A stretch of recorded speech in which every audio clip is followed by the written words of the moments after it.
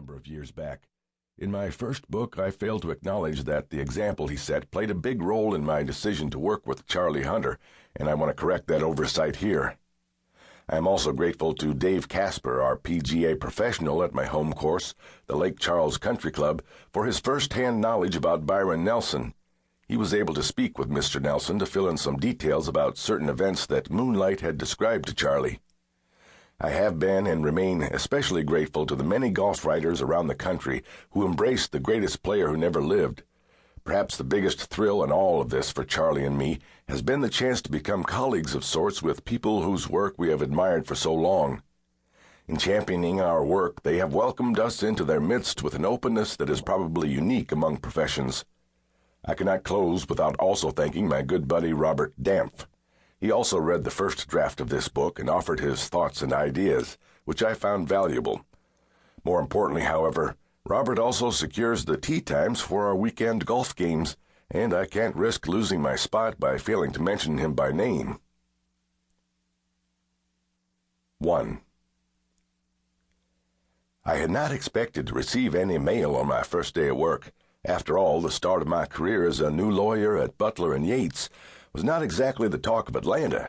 In fact, the firm wouldn't even mark the occasion until later in the summer, after I had presumably passed the bar exam.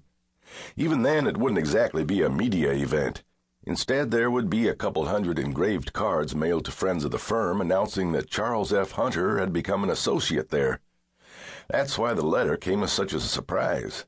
Outside of my family and a few close friends, I had no idea who would know, much less care, that I was there. I also noticed that the postmark was 2 weeks old. The letter had apparently been lying around for a while. Whoever sent this little missive must have known for some time that I was coming to work here. To add to the mystery, it bore no return address. The only clue about its origin was the postmark from Augusta, Georgia, just 100 miles or so east of Atlanta on Interstate 20.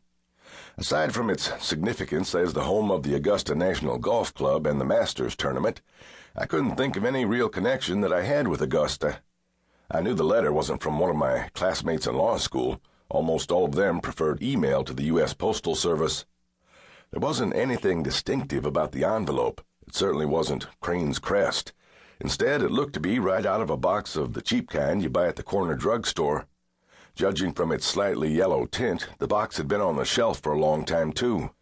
In contrast to the computer-generated addresses usually seen on mail received at a law firm, the envelope was addressed to me in a crude handwriting. That certainly added to my interest. "Good morning." My reverie was broken by the sound of a soft female voice.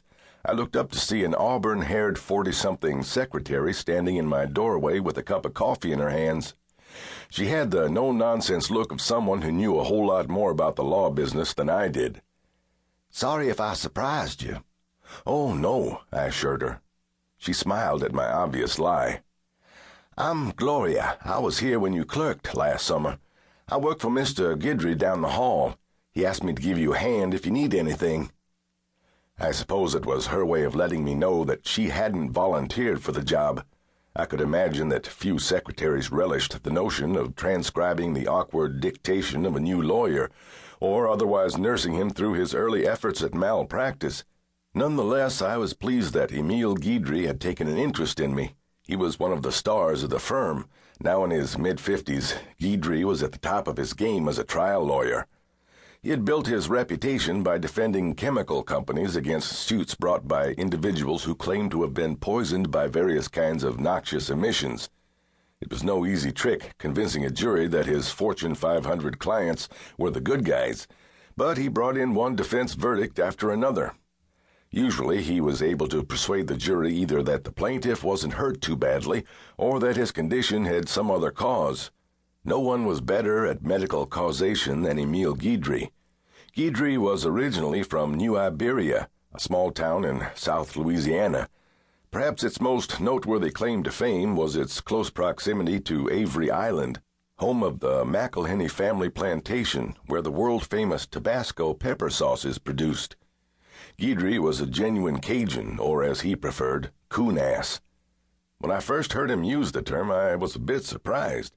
I had heard it used before while I was in law school in Louisiana at Tulane, but always with somewhat